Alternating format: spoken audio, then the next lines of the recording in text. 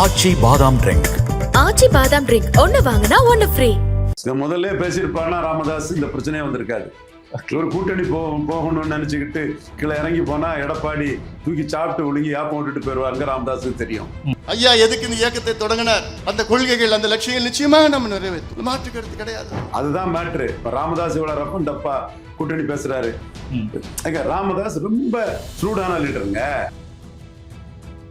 ராமதாஸ் பார்த்தாரு, எனக்கு ஒன்றும் பேரம் பேசுறதுக்கு ஒன்றும் பாஜக தேவையில்லை, என்டிஎம் தேவையில்லை, நான் சீமானை வச்சு கூட நான் பேரம் பேசுவேன், தனிச்சிருக்கிறதா கூட பேரம் பேசுவேன், என் வில் போற உங்களுக்கு தெரியாதான்னு எடப்பாடியை 2 அடி அடிச்சிட்டாரு. அப்ப டாக்டர் ராமதாஸ் என்ன பண்றாரு, அன்பு தம்பி ஸ்டாலின் அடிச்சிட்டாரு. ஆமா, முடிச்சிட்டாரு. ஸ்டாலின் தம்பி ஸ்டாலின்ங்கிறதுமே எடப்பாடிக்கு ஆப்பு. ரொம்ப தெளிவா கவனமா இருக்கிறாரு. ஒரு சிலரோட தவறான இதுல அன்புமணி தப்பா பயணிச்சவரு இப்ப நம்ம ஆட்சி பிடிப்போம்னு சொல்லக்கூடிய அளவுக்கு பேசுறதுல டாக்டர் ராமதாஸ் சந்தோஷப்படுறாரு. தந்தை சொல்ல இப்பதான் கேட்க ஆரம்பிச்சிருக்காரா?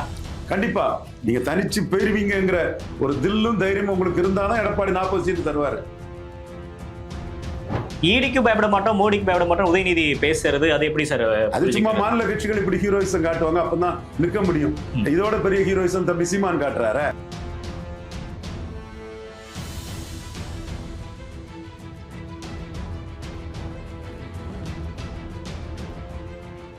டிடிவி நேயர்களுக்கு வணக்கம். இன்றைய சிறப்பு நேர்காணலில் நம்மோடு இணைந்திருக்கிறார் அரசியல் விமர்சகர் ரவீந்திர துரைசாமி அவர்கள். சார் வணக்கம். வணக்கம் தம்பி. ராமதாஸ் அவர்களுக்கும் அன்புமணி ராமதாஸ் அவர்களுக்கும் நடக்கூடிய சண்டை இன்னும் முடிவுக்கு வந்த பாடு இல்லை. இன்னைக்கு தருமபுரியில பேசுறப்ப கூட எங்க குடும்ப பிரச்சனையை நாங்க பாத்துக்கிறோம், நான் இவ்வளவு பண்ணேன், ஆனா எங்களை கட்சி பொறுப்புல இருந்து கொஞ்சம் விலக்கி வச்சுட்டாங்க அப்படின்னா தன்னோட ஆதங்கத்தை வெளிப்படுத்துற மாதிரி பேசுறாரு. தமிழ்நாட்டுல பாமக ஆட்சிக்கு வரக்கூடாது, கூடிய விரைவில் வரும் அப்படின்லாம் பேசுறாரு. இதெல்லாம் மூலயமா என்ன சொல்ல வர்றாரு அன்புமணி ராமதாஸ்? முதல்ல பேசியிருப்பாருன்னா ராமதாஸ் இந்த பிரச்சனையே வந்திருக்காது. ஒரு கூட்டணி போகணும்னு நினைச்சுக்கிட்டு கீழே இறங்கி போனா எடப்பாடி தூக்கி சாப்பிட்டு ஒழுங்கி யாப்பம் விட்டுட்டு போயிருவாருங்க. ராமதாஸுக்கு தெரியும். அதுதான் மேட்ரு. இப்ப ராமதாஸ் இவ்வளவு ரப்பம் டப்பா கூட்டணி பேசுறாரு. ராமதாஸ் ரொம்ப சூடான லீடருங்க. இப்ப நீங்க விடாக்கண்டம் கொடாக்கண்டம் அதுதான் எடப்பாடிக்கும் டாக்டர் ராமதாஸுக்கும் உள்ள அந்த கூட்டணி பேரங்கிறது. இதுல என்னைக்கு எடப்பாடி பழனிசாமி எங்களோட அதிரடி தாக்குதல், மோடிய பாரத் பதக் டீமு, பண்டாரி டீம் இவங்களெல்லாம் மூலமா பிஎம்ஓவை கன்வின்ஸ் பண்ணி அண்ணாமலை எல்லாம் சேர்ந்து எடுத்து ஒரு வேளையில சீமான சிஎம் கேண்டிடேட்டா சொல்லிடுவாங்கன்னதும் பதறி போய் உள்ள வந்துட்டாரு. இதுல அந்த மேட்ரு மட்டும் காரணம் இல்லை. செங்கோட்டை மேட்ரு, ராமதாஸை மார்ஜினைஸ் பண்றது, தினகரன் ஓபிஎஸ் மார்ஜினைஸ் பண்றதுன்னு பல மல்டிபிள் ஃபேக்டர்ஸ்ல உள்ள வந்தாரு. உள்ள வந்ததுல எடப்பாடி பொறுத்தவரையில டாக்டர் ராமதாஸுக்கு பேரம் பேசுறதே ஆட்டிக்கணுங்கிறதா ஒரு நோக்கம். எடப்பாடி என்ன நினைச்சாரு, ராமதாஸ் ரொம்ப டஃபா பேரம் பேசுறதுக்கு தான் மக்களவையில ஒரு மூவ் எடுக்கிறாரு. இதுல சட்டமன்றத்துல மிகப்பெரிய அளவுல பேரம் பேசுவாரு. தன்னோட கட்சியோட கெயினை எந்த இடத்துலயும் விட்டு கொடுக்க மாட்டாரு. அப்போ என்டிஏ பாஜக அணியும் நம்மளும் தனித்தனியானா பெரிய ஹெவியாக பேரம் பேசிடுவாரு. இது வேற நம்ம விக்கிரவாண்டியில வேற நிற்காம களத்தை விட்டு ஓடுனதுல அவரு 2வது இடம் வட தமிழகத்துல பாமக இருக்க அணி தான் இங்க வரும், பாமக மீறி இங்க 2வது இடத்தை முடிவு பண்ண முடியாது, எடப்பாடியை நான் ஒரு 60 தொகுதிக்கு மேல நான் நினைச்சோம்னா 3வது அனுப்பிட முடியுங்கிற அந்த கெத்துல அதுல எனக்கு 40 தொகுதியை கொடுங்கன்னு பெரிய லெவல்ல அவர் பேரம் பேசுவாருங்கிறதான் எடப்பாடி பழனிசாமிக்கு கணக்கு. அதுக்கான சூழ்நிலையும் இருந்து மன வலிமை இழந்து எடப்பாடி விக்கிரவாண்டி களத்தை விட்டு போனதுலையும் டாக்டர் ஐயா விக்கிரவாண்டி களத்துக்குள்ள 50 பூத்துல லீட் பண்ணி பெருசா சாதிச்சதும் நிச்சயமா அதே என்டிஏவால வாசனால ஈரோடு கிழக்குல நிற்க முடியாததும் பிஎம்கே ஸ்டாக்ஸ் ரொம்ப ஏறி போச்சு. அப்ப இதுல அவர் வருவாருன்னு தெரிஞ்சுக்கிட்டு தான் எடப்பாடி பழனிசாமி யாரை காட்டி நீங்க பேரம் பேசுவீங்க, நானே பாஜக கூட சேர்ந்துட்டோம்னா அமித்ஷா என்ன சிஎம் சொல்லிட்டீங்கன்னா இப்ப என்ன செய்வீங்க ராமதாஸுக்கு ஒரு கேள்வியை எழுப்புறது மாதிரி ஒரு முடிவை எடுத்துட்டாரு. ராமதாஸ் பார்த்தாரு, எனக்கு ஒன்றும் பேரம் பேசுறதுக்கு ஒன்றும் பாஜக தேவையில்லை, என்டிஎம் தேவையில்லை, நான் சீமானை வச்சு கூட நான் பேரம் பேசுவேன், தனிச்சிருக்கிறதா கூட பேரம் பேசுவேன், என் வில் போற உங்களுக்கு தெரியாதான்னு எடப்பாடியை 2 அடி அடிச்சிட்டாரு. ஒண்ணு அன்பு தம்பி ஸ்டாலின் சொன்னதுமே எடப்பாடிக்கு ஒரு அடி. இப்ப எடப்பாடி சுத்தி உள்ள அன்புக்குரிய சகோதரர்கள் பேரையே சொல்லிடுறேன், வேண்டாம் பேர் வேண்டாம். சகோதரர்கள் எல்லாமே வந்து ஒரு ஆன்டி ஸ்டாலின் உருவாக்கும் போது ஆன்டி கருணாநிதி மாதிரி ஆன்டி ஸ்டாலின் கிடையாது. அவங்களுக்கு அது தெரியும். என்றாலும் இட்டு கட்டி உள்நோக்கத்தோட ஸ்டாலின் எல்லாருக்குமான ஒரு தலைவரா இருக்கிறார், வந்துட்டாரு. ஏன்னா இப்போ பொன்முடியை நீக்கணும்னு சொல்லும் போது இந்துக்களை உணர்வை மதிச்சு நீக்கிட்டாரு. முதல் அரசியல் சட்ட திருத்தத்தின் மூலம் ஒரு காமராஜ்ங்கிறத உண்மையை ஒத்துக்கிட்டு பேசுறாரு. அப்ப கலைஞரோட அவர் மாறுபட்டு இருக்காரு. தமிழர் மணியன் பாண்டே போன்ற சோதரர்களுக்கு இது புரியலன்னாலும் யதார்த்த உண்மை இதுதான். அப்ப டாக்டர் ராமதாஸ் என்ன பண்றாரு, அன்பு தம்பி ஸ்டாலின் அடிச்சுட்டாரு. ஆமா, தம்பி ஸ்டாலின் சொல்லிதான் சொல்றாரு, முடிச்சுட்டாரு. ஸ்டாலின் தம்பி ஸ்டாலின்ங்கிறதுமே எடப்பாடிக்கு ஆப்பு. அப்போ ஆன்டி ஸ்டாலின் பண்ணதுக்கு டாக்டர் ராமதாஸ் தயார் இல்ல. ஆன்டி ஸ்டாலின் பண்ணிக்கிட்டு இலவச ஓட்டாட்டு எடப்பாடி கிட்ட ஓட்ட கொடுக்கக்கூடிய அளவுக்கு டாக்டர் ராமதாஸ் ஏமாளியும் இல்ல, விழிச்சவரும் இல்ல, உண்மை நிலைமை தெரியாதவரும் இல்ல. அன்னைக்கு அவரு எம்ஜிஆர் எதிர்க்கும் போதே முதல் எதிரி கருணாநிதினு சொன்னார். அது பண்டூர் ராமச்சந்திரன் சொன்னது. அது அந்த எக்ஸ்பீரியன்ஸ் எல்லாம் கெயின் பண்ணி தானே திரும்ப அடிப்பாரு. எவ்வளவு பெரிய எக்ஸ்பீரியன்ஸை கெயின் பண்ண எவ்வளவு கூடிய ஒரு அனுபவ முதிர்ச்சி பெற்ற தலைவர் டாக்டர் ஐயா. தம்பி ஸ்டாலின் சொன்னதுமே ஒரு அடி. அடுத்தால 2017 தான் முதல் நீட்டு சாவுன்னு சொன்னதுமே அடுத்த அடி. அப்போ அவரு என்ன சொல்றாரு, தனிச்சு நின்று நம்ம 4 ஜெயித்துட்டோம், கூட்டணியில 5 தானே ஜெயித்தோம்னு சொல்றாரு. ரொம்ப தெளிவா கவனமா இருக்கிறாரு. ஒரு சிலரோட தவறான இதுல அன்புமணி தப்பா பயணிச்சவரு இப்ப நம்ம ஆட்சி பிடிப்போம்னு சொல்லக்கூடிய அளவுக்கு பேசுறதுல டாக்டர் ராமதாஸ் சந்தோஷப்படுறாரு. எவனும் நமக்கு பேரம் பேச முடியாம நம்மள take it or leave it offer, இதுதான் உனக்கு ஆஃபர், 20 சீட்டு கூட உனக்கு இல்லைங்கிற மாதிரி நம்மளை எவனும் ட்ரீட் பண்ணக்கூடாது. நம்ம ஒரு கூட்டணி பெரிய கூட்டணினா 40 சீட்டுக்கு போனோம் அந்த கூட்டணிக்குள்ள. அது இல்லைன்னா நம்ம தனிச்சு போகணுங்கிறதா ராமதாஸுக்கு எண்ண ஓட்டம். ராமதாஸுக்கு எண்ண ஓட்டத்தை புரிஞ்சுக்கிட்டு தான் இப்ப அன்புமணி தனிச்சுங்கிறத தந்தை சொல்ல இப்பதான் கேட்க ஆரம்பிச்சிருக்காரா?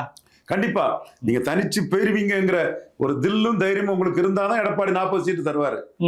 அல்லது எங்க போயிருவீங்க நீங்க? ஆனா பாமகவோட கணக்கு, ராமதாஸோட கணக்கு 50 சீட்டுன்ற மாதிரி இருக்கு சார். 50 சீட்ல எப்படி உட்கார்ந்த இடத்துல இருந்து ஜெயிக்கணும்ன்றத என் கட்சிக்காரங்களுக்கு சொல்றேன்லாம் பேசினார் லாஸ்ட் மீட்டிங்ல. நம்ம வந்து பிராக்டிகலா பார்க்கணும். கடைசியா 23 சீட்டு தான் வாங்கினாங்க.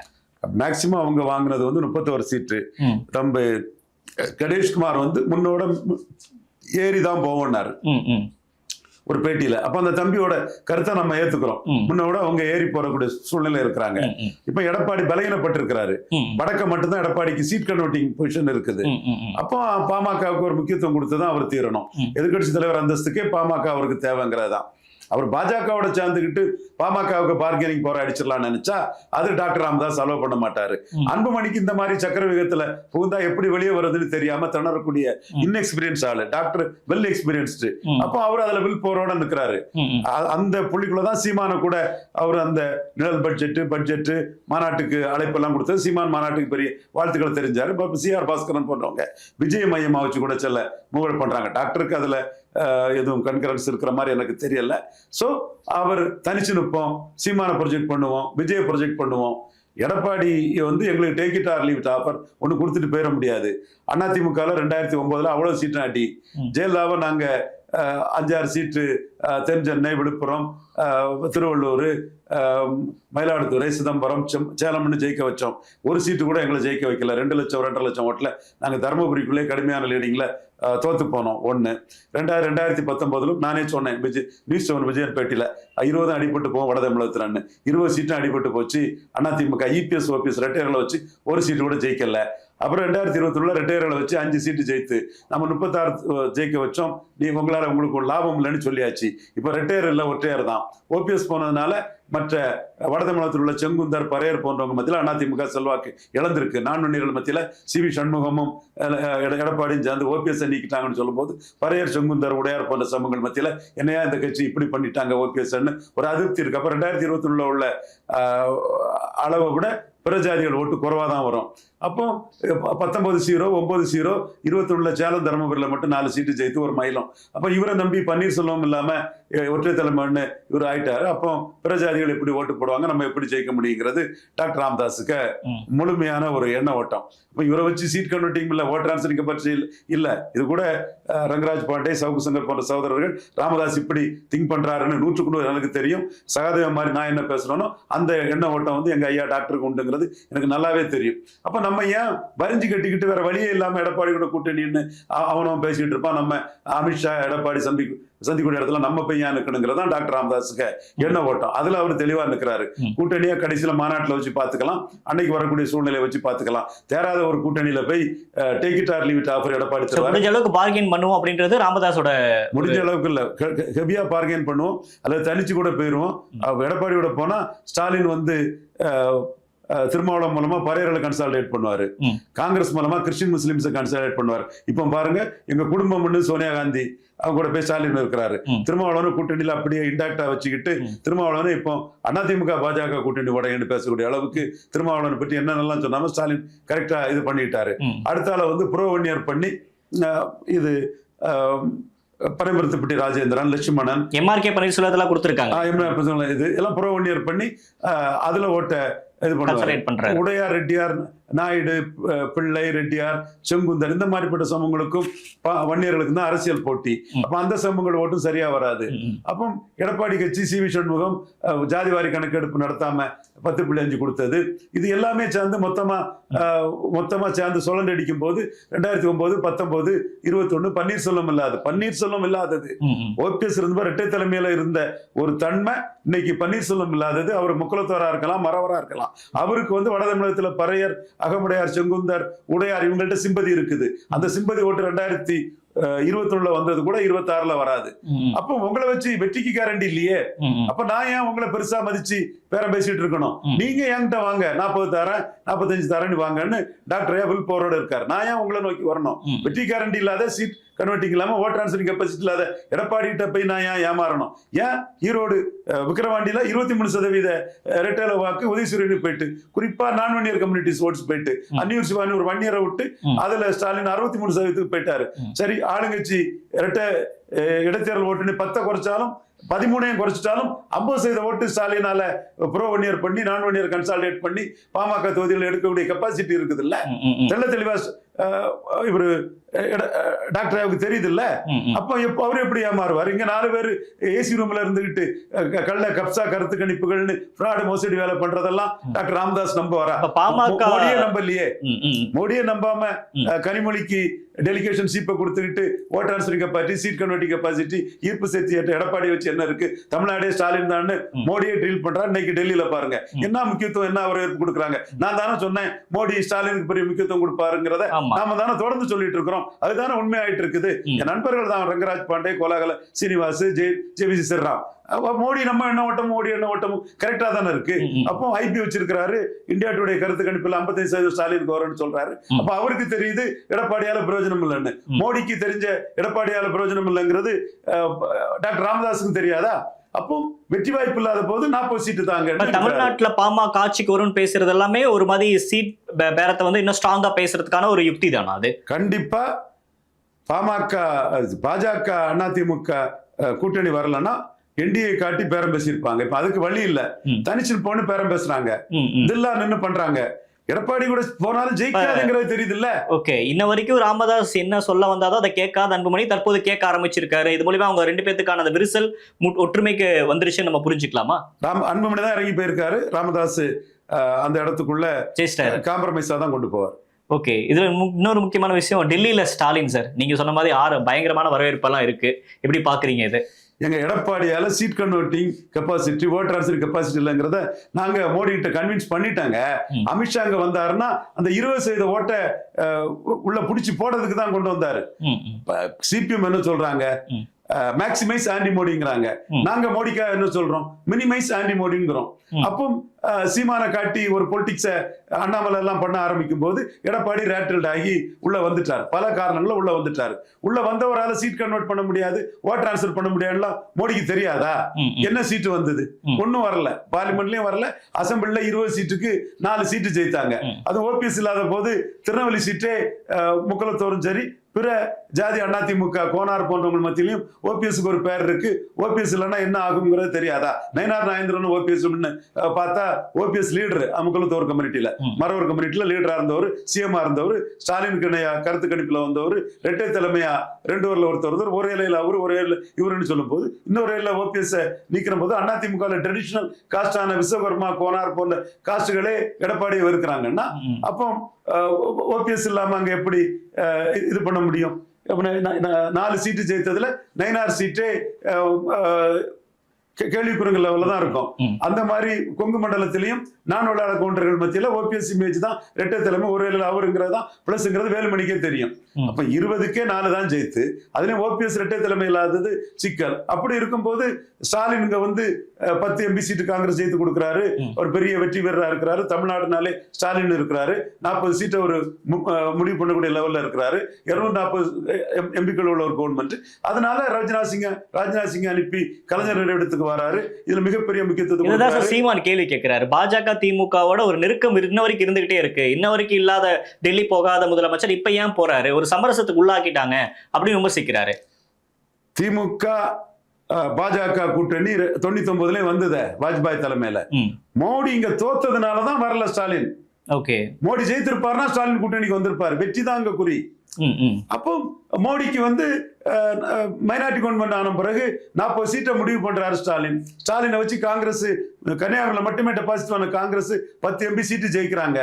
அதைத்தான் ஸ்டாலின் மோடி பார்ப்பாரு.